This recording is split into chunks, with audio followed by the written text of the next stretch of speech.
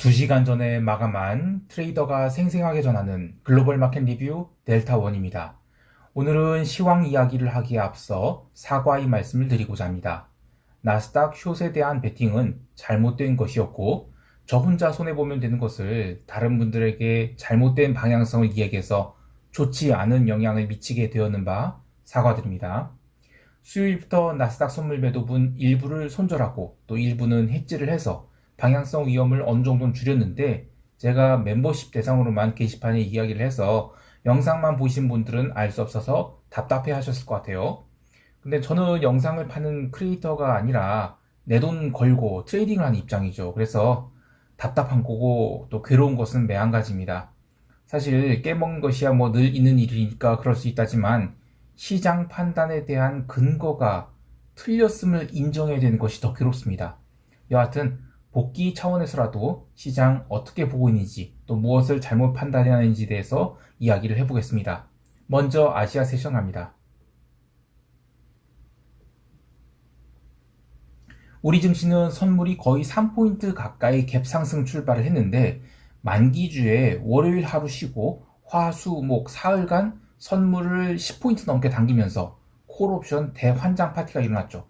사흘 동안 콜 클래스에서 외곽의 옵션이 40배짜리도 즐비하게 나타났는데, 달리 말하면 콜옵션을 몇천원, 몇만원 이런 거에 매도한 마켓메이커들은 몇천원, 몇만원 벌리다가 몇십만원, 몇백만원을 물어주게 되었다는 것이죠.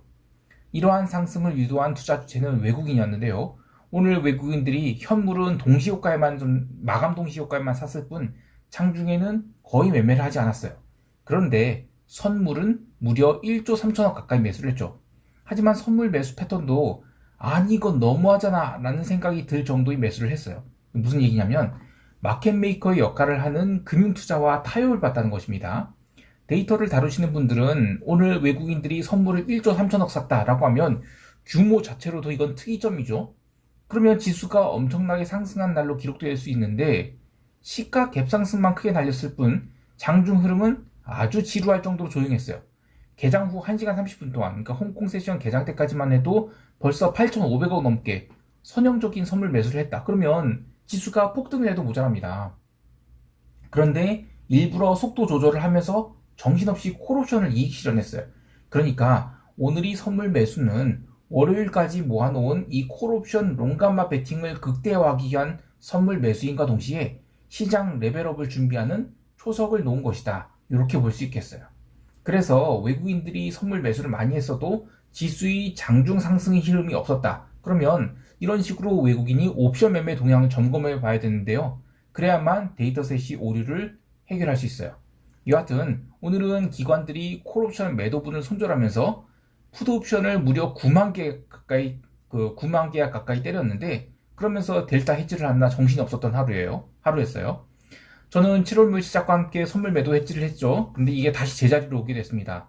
이번 물에 콜옵션 매수로 상방 해지 2번 했는데 그거 싹 다 털렸었고, 또 하방 해지를 해서 더블집 나는가 했는데 그마저도 사흘 만에 전부 다 휴지가 됐어요. 이 월물 초만 해도 이번 물은 변동성이 워낙 낮아서 양매도를 하면 위험하고 차라리 옵션 매수를 해서 방향성 해지를 좀 해야 되겠다 싶었는데, 만기까지 보면 결국엔 양매도장이었어요. 그래서 선물 매도 해지는 아무런 손실 없이 제자리로 오게 됐지만 말이 양매도장이지 콜옵션에서 중간에 몇 더블이 났어요. 그리고 나중에 풋도 몇 더블이 났죠. 마지막으로 만기주에 콜옵션을 저사단을 내놨으니까 참 이 옵션은 사람이 할 짓이 아니라는 말이 생각나요. 오늘 기관들이 풋옵션을 시초가부터 6만 계약 이상 때리는데도 델타 해지가 충분하지 않아서 살떨리고 있었죠. 그런데 오전 10시 35분경 지수를 살짝 들어올리니까 이 못 견디고 뜨거워 하면서 콜매도 분을 손절까지 했어요. 이런 걸 보면 양매도가 쉬웠어요 라는 사람들한테는 니가 가라 하와이 외치고 싶죠. 그만큼 이번 물은 결국에는 양매도장처럼 보인다 하더라도 물 밑에서는 엄청난 전쟁이 있었던 월물이다 라고 할 수 있겠어요. 선물 시장에서의 외국인 대량 매수로 베이시스는 꽤나 좋아졌습니다. 선물 미결도 장중에 10,000 계약 가까이 증가하면서 8월물에 대한 강세 기대가 살아나고 있다라고 할 수 있겠는데요. 사실 글로벌 증시 선두 역할을 하고 있는 나스닥이 절에 달리고 있는 상황에서 아무리 코스피 3000이 버블이었다 하지만 키 맞추기 차원에서라도 종합주가 지수는 2700선까지 또 열려있다라고 볼 수 있겠어요. 개인적으로는 도저히 나스닥 버블을 인정할 수 없지만 글로벌 시장이 모두 훈풍이 불고 있는 상황에서 코스피 선물 매도 해지를 좀 풀어야 되는 거 아닌가, 이런 고민을 하고 있습니다. 뭐 여하튼 그 부분은 총평 때 이야기하기로 하고요. 옵션 시장 이야기 좀 더 하면 8월물 동안 양옵션 변동성이 지금 말라 비틀어져 있는 상황이에요. V코스피 지수도 13.25포인트로 내려갔죠. 그래서 다시 변동성 바닥 확인을 하러 간다라고 보고 있는데, 지난주 영상에 그 변동성이 바닥을 찍은 것에 대해서 이야기를 했었죠. 약 15일 정도 간격을 두고 변동성이 쌍바닥을 찍을 경우, 그때는 변동성 매수를 고려해보는 것이 좋다, 이런 게 요지였는데, 방금 마감한 미국 지시장을 보면 이 지수가 상승할 때 이제 변동성이 터지기 시작해요. 그래서 시장이 하락 전환을 할 것으로 보고 변동성 매수를 하는 것은, 이거는 한참 나중에 이야기가 될 것 같아요. 물론 여러 가지 견해가 있습니다. 뭐 결국에 우리 시장은 박스장이다. 아무리 글로벌 증시가 좋아도 시총 1등이 반도체고 이거는 명백한 시클리컬인데 실적을 까봤더니 이걸 뭐 자신이 없죠. 그리고 뭐 HBM 그 내러티브로 민다 하더라도 무슨 놈이 종합주가 지수 3천 뭐 10만 전자 이런 거 없다, 이렇게 보시는 분도 있어요. 근데 시장이 가파르게 올라오고 있는 건 맞아요. 그리고 미국 증시는 이제 다음 주에 옵션 만기주죠. 그래서 이 정도 변동성이라면 쇼스키즈도 상당히 강하게 나올 수 있습니다. 긴장을 할 수밖에 없어요. 마지막으로 하나 더 이야기하면 오늘 일본도 옵션 만기였어요. 저는 니케이 선물 매수를 해지를 했는데 개장 후 30분 동안 아주 고의적으로 언더슈팅을 주는 거예요. 그래서 콜옵션을 딱 눌렀죠. 그런데 딱 그 30분 누리고 나서 하루 종일 콜옵션을 당깁니다. 그래서 일중에 니케이 콜옵션 외가격이 10배씩 결제가 되는 대형 사고가 있었어요. 아니 근데 이런 거 보면 코스피도 그렇고 나스닥도 그렇고 이렇게 콜 결제를 시키는 게 다 비슷한 스킴을 갖고 플레이하는 것 같은데 이거 다 한통속이 아닌가 싶기도 하고요. 뭐 어쨌든 이런 흐름은 포모가 가득 묻어서 클라이막스를 만들 때 나오는 것이에요. 그래서 진짜 시장 끝난 것 같다라는 생각이 드는데도 글쎄 뭐 시장 올라가는 건 인정해야죠. 아무튼 나머지 이야기는 총평 때 하기로 하고 유럽 세션 넘어갈게요.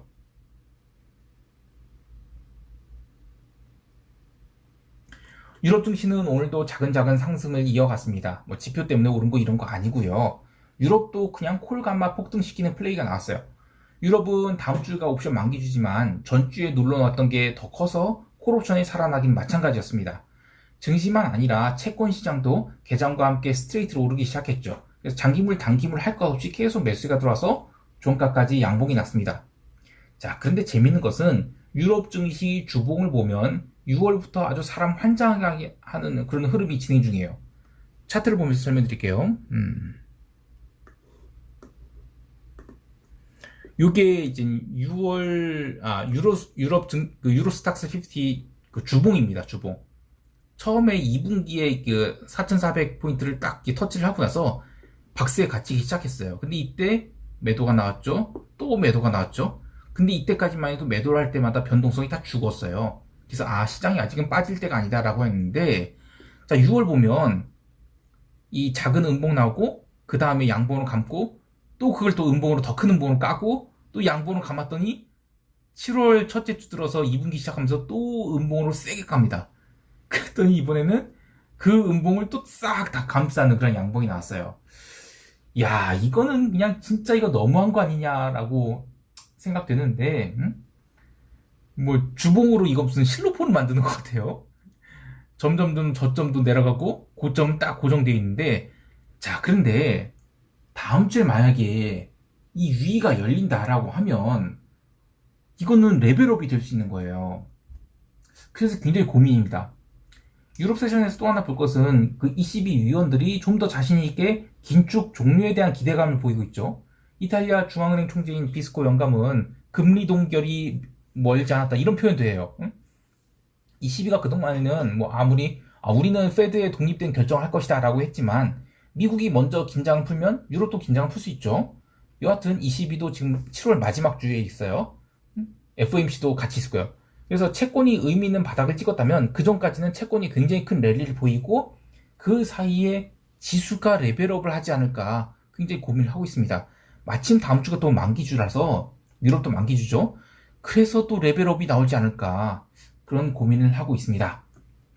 통화시장에서는 비달러 바스켓이 계속해서 강세를 보이고 있습니다. 드디어 달러 인덱스는 100포인트를 깨고 내려갔어요.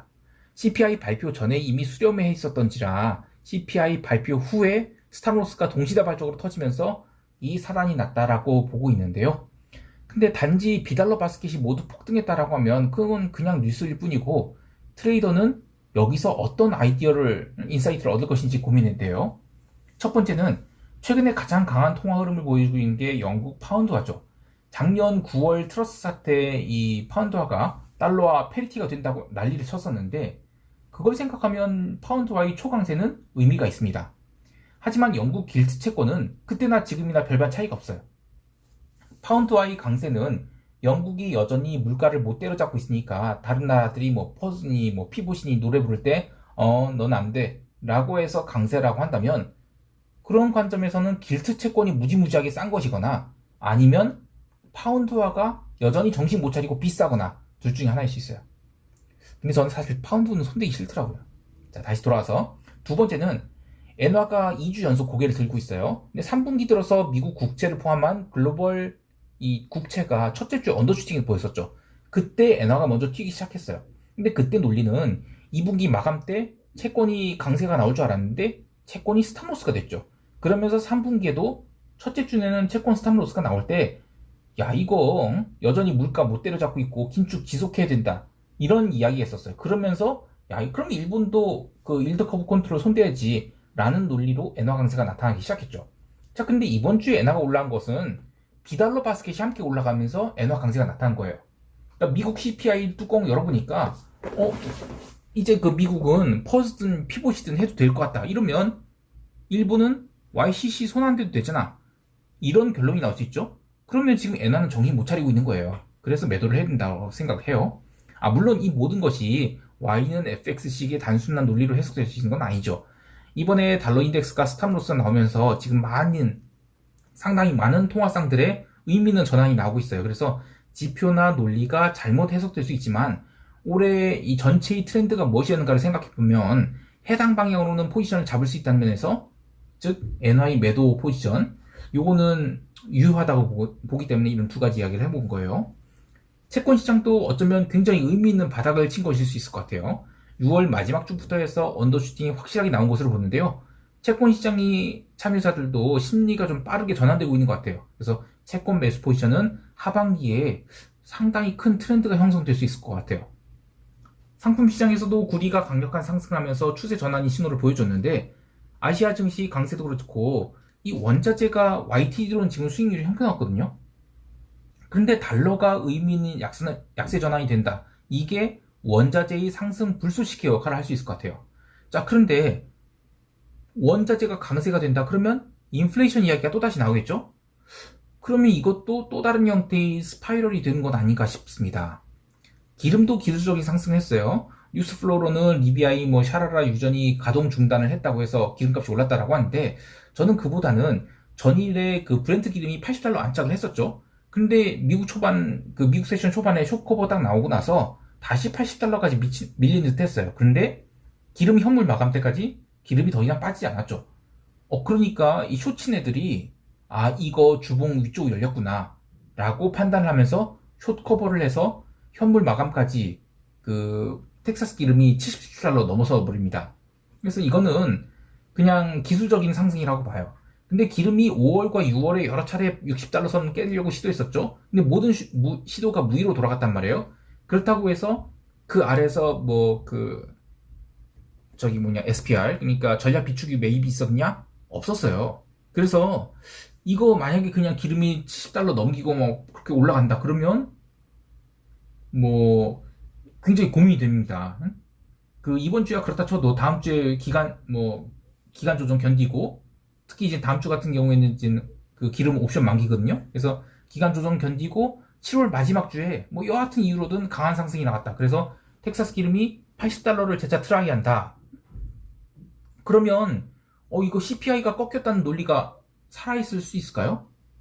네, 어쨌든 기름도 다음 주 옵션 만기고, 지금 대부분이 자산군들이 다음 주 옵션 만기를 앞두고 있어요. 그래서 리스크 온 베팅 또 변동성 축소 베팅이 이루어지고 있기 때문에 당장 다음 주에 기름이 추가 강세를 보이는 거는 저는 오버슈팅이라고 봐요. 그래도 원자재가 한 2, 3주 뒤에 추세 전환이 가능성이 있다. 요런 건 그래서 이건 좀 잘 봐야 될 것 같습니다. 자, 이제 미국 세션 넘어갈게요. 미국 지수 선물은 아시아 세션 시작 후에도 CTA들이 계속해서 숏스탑과 변동성 매도를 하면서 꾸준히 올랐고, 유럽 세션 시작 후에는 유럽 증시 상승을 그대로 따라가면서 미국 본장 개장 전 나스닥은 이미 0.5% 넘게 상승을 한 상태에서 출발을 하였습니다. 개장 초 30분 동안은 뭐 나스닥이고 러셀이고 다우고 뭐고 전부 신고가 출발에 따른 이 숏 커버가 있었죠. 근데 30분 뒤에는 눌림이 나오면서 이거 윗골이 달고 눌리는 거 아닌가 이런 의심도 들었는데, 특히 수요일에는 이 CPI 발표 전에 이미 변동성이 죽어서 그 CPI 발표 이후에도 변동성이 더 눌렸죠. 그러니까 변동성 매도가 시장을 지배하고 있어서 나스닥이 수요일 장중에 고점을 찍고 나서 강하게 눌린 게 오히려 전 이상했어요. 그런데 오늘은 개장 후에 그 미리 변동성이 저가로 출발한 다음에 개장 초 10분을 제외하고는 이후에는 변동성이 빠지지 않았습니다. 그러니까 오늘이야말로 조정이 나올 수 있겠구나라고 생각을 했는데, 그런데 시장은 좀 다르게 움직였어요. 그 유럽 마감할 때까지 지수는 상단도 막히고 하단도 막히면서 아주 초저변동성 구간에 맞는 그런 답답한 흐름이 이어졌는데요. 개장 전에 발표된 뭐 PPI 이런 거 시장이 신경 안 썼습니다. 오늘은 그냥 효시 손절 하나 안 하나 이런 걸 지켜보는 그런 시장이었다고 볼 수 있겠어요. 유럽 마감할 때까지는 이 박스를 그리던 시장이 유럽 마감 후에 나스닥부터 치고 올라가기 시작했는데요. 우선 오늘은 그 시장을 당긴 게 그 메타, 구글, 엔비디아였다고 보는데, 시장에 작용을 한 형태는 각각 달랐습니다. 우선 메타는 초반 쇼스퀴즈를 담당한 종목이었고, 이후에 알파벳이 신고가는 아니지만 굉장히 강력한 매수가 들어와서 시장을 그 지수를 받쳤어요. 그리고 오후장에는 엔비디아가 주봉 마감 하루 앞두고 쇼스퀴즈가 나오면서 나스닥이 종가 고가를 이끌었습니다. 그러니까 이런 식으로 시장이 계속 돌아가면서 받치고 있어요. 개별 종목 이야기를 하면 JP모건은 실적 발표를 앞두고 신고가를 갱신해 갔죠. 이번 SBB 사태로 우량 자산들을 마구 쭉쭉 됐을 텐데 당연히 실적이 좋을 수밖에 없죠. 그게 제 생각에는 내일 그 다우 지수를 강력하게 슈팅을 줄 만한 그런 재료가 되지 않을까 생각을 합니다. 전반적으로 금융주가 강세를 보인 반면 기름 주식은 초반부터 오지게 매도가 나왔어요. 거기에 더해서 이 코인베이스, 얘가 이제 25% 넘는 개폭등이 나왔는데 한 달 만에 그냥 아주 따블을 찍어버립니다. 참이에요. 저는 오늘로써 파페치랑 로빈후드 그리고 CME 그룹 주식은 모두 다 치워버렸습니다. 이제는 시장이 슈팅 구간이라고 보고 있어요. 물론 보유한 종목이 슈팅 난 건 아니지만 저는 이 정도면 족하다고 보고 다음 주식 사이클 기다릴 생각입니다. 변동성은 영혼을 건 콜옵션 처지르기가 반복됐습니다. 개장 초에 보면서 얘기할까요? 여기 이제 원데이 변동성인데, 개장 초에 변동성은 저가 출발을 했어요. 그리고 뭐 아까도 얘기했지만 이 유럽 마감할 때까지 지수는 S&P도 나스닥이고 계속 박스였습니다. 그런데 유럽 마감 후에 영원히 콜매수가 들어왔죠. 그 머리에 생수통 퍼부으면서 콜옵션 매수. 그러면서 이제 그 변동성 기관물 커브가 역전됐어요. 자, 1일, 9일, 28일 이렇게 순서대로 보면 1일은 12.06, 그리고 9일은 12.13인데 28일짜리는 13.61밖에 안 돼요. 그러니까 원데이 변동성이 상대적으로 제일 높아요. 그만큼 콜옵션 매수가 많이 들어왔다라고 할 수 있겠는데요. 또 재미있는 게 있습니다. 시장이 디테일을 좀 봐야 되는 게, 여기 이제 9일짜리 변동성인데 지수가 올라갈 때 9일짜리 변동성도 올라가요. 자, 그런데 28일짜리는 거의 못 올랐죠. 이걸 어떻게 해석할 수 있냐면, 지금부터 9일까지는 지수 상승에 베팅한 쪽이 많다라고 볼 수 있어요. 그리고 28일 변동성이 오르지 못하는 것은, 이 단기적으로 오르는 것은 숏스퀴즈일 뿐이지 28일 뒤, 그러니까 7월 FOMC 이후, 이거는 이번에 오른 것이 어느 정도 되돌림이 나올 수 있다. 이렇게 시장 참여자들이 보고 해석하고 있다라고 할 수 있어요. 핵심은 단기적으로 상승이 나왔을 때 변동성이 상승했다는 것이죠. 그리고 개별 종목에서도 엔비디아 같은 거 보면, 엔비디아 볼까요?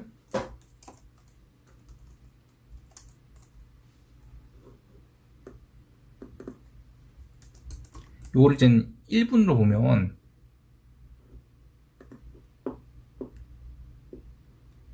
이 오전장에 갭상승하고 나스닥 움직인 거랑 동일하게 움직였어요. 그런데 이후에 그러니까 3시 이후로 엔비디아가 올라갈 때는 이거 나스닥을 견인했다는 겁니다. 즉 그 숏스퀴즈로 올라간 거예요.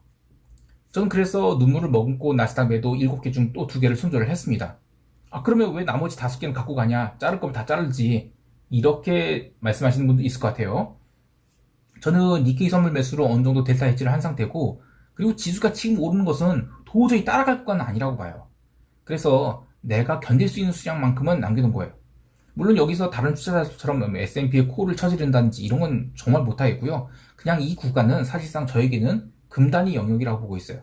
굳이 에코프로나 뭐 금양 같은 이야기를 하지 않더라도 시장이 광기의 끝은 누구도 알 수 없죠. 다만 지금까지는 지수가 상승할 때 변동성 매도가 나오면서 점진적 상승이 났다면 오늘 오후장에 보여준 나스닥의 상승은 이거는 지수가 상승할 때 변동성도 올랐죠. 그래서 이 구간에서의 상승은 이제는 확실히 숏스퀴즈라고 볼 수 있겠어요. 이거는 펀더멘털리 롱이 아닌 여기서는 숏을 갖고 있는 사람이 얼마나 잘 버틸 수 있는지, 즉 리스크 관리 영역이라고 보고 일부만 자른 것입니다. 그러나 냉정하게 말하면 이번 나스닥 숏 베팅은 분명 잘못된 것이에요.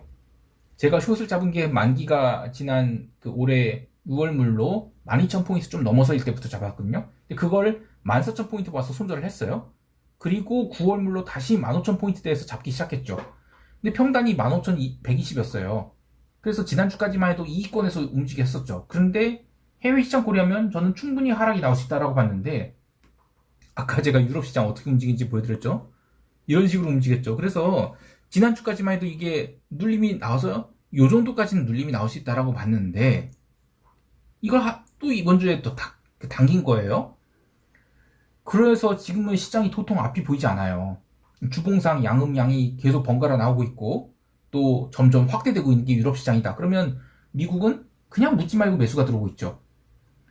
수요일에 CPI가 꺾이면서 뭐 골디락스라고 해서 시장이 올랐다라고 하는데, 트레이더의 입장에서 보면 그런 게 아니라 그냥 묻지만 매수입니다. 그러다 보니까 도저히 숏돌이들이 견디지 못하고 오늘부터 손절매에 나서기 시작했다라고 보고 있어요.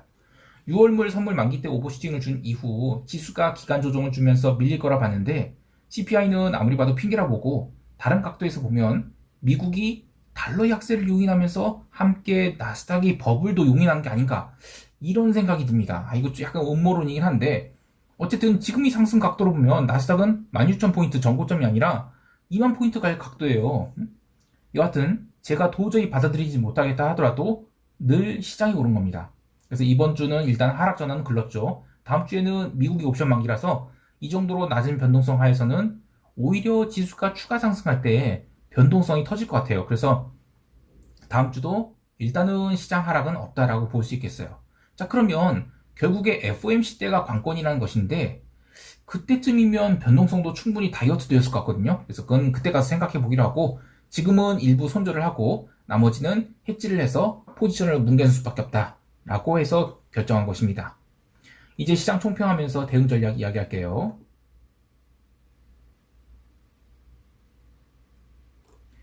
코스피 선물은 야간 시장에서 또 0.7% 가까이 상승이 나왔습니다. 양 옵션 미결 발행이 적어요. 그래서 위로도 아래로도 다 열려있다라고 보고 있는데, 어제 외국인들의 선물 매수가 의미 있는 규모로 들어왔죠. 그래서 방향성 자체는 위로 열려있다고 볼 수 있어요. 다만 갭 상승이 크면 또 이격 조정을 염두에 두어야 되고, 갭 상승이 크지 않다면 풋매도를 하면서 지수 상승을 좀 따라가야 되지 않을까 싶어요. 근데 저는 개장과 함께 선물 매도 해지 22개 중 11개를 무조건 손절을 하고, 그래서 50%만 해지를 하고, 또 8월물 콜매도는 따로 추가하지 않고 그대로 둘 거예요. 지수가 저는 좀 더 레벨업을 할 수 있다고 봐요. 근데 그렇다고 해서 그 기간이 길 거라고 보진 않고, V코스피 지수가 쌍바닥을 찍게 될 경우 그때 다시 선물 매도 해지를 채워놓도록 하겠습니다. 우리 시장이 상승을 주도할 종목에 대해서는 제가 뭐 주식쟁이가 아니니까 말을 못하겠지만, 기존의 견해인 시장은 상단이 막혀있고 흘러내릴 것이다, 요 뷰를 바꾸어서 레벨업이 가능할 수 있겠다라고 보고 있습니다. 물론 그렇다고 해서 롱을 따라가진 않을 거예요. 근데 선물 매도 해지는 일단 절반을 줄여야 되겠다라고 판단을 했고요. 그리고도 시장이 탄력이 없다 그러면 중간중간에 콜 매도는 쌓을 겁니다. 해외 시장에 대해서는 나스닥 매도, 그리고 니케이 매수, 엔 매도, 분트 매수를 갖고 있는데, 포지션이 좀 복잡한 것 같지만 채권은 그냥 바닥을 쳤다는 관점에서 들고 가는 것이고요.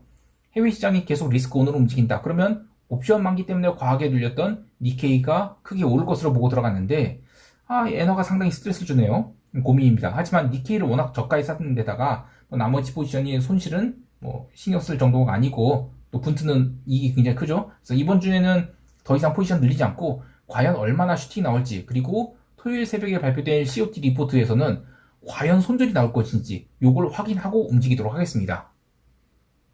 서두에서 언급했듯이 시장 방향을 잘못 본 것이 시청자들에게 좋지 않은 영향을 미친 것에 대해서 다시 한번 사과드립니다. 앞으로도 방향성을 온전히 맞추지 못할 것임은 틀림없어요. 근데 그래도 일찍 손절을 했었어야 되는데 이번 나스닥 상승은 냉정하게 보면 고집이 있었죠. 인정합니다. 사실 지금도 도저히 이런 상승을 받아들일 수가 없어요. 그러나 제가 틀리고 시장이 오른 겁니다. 물론 에코프로의 가격도 저는 도저히 받아들일 수 없습니다. 근데 이것도 마찬가지로 시장이 옳고 제가 틀린 거죠.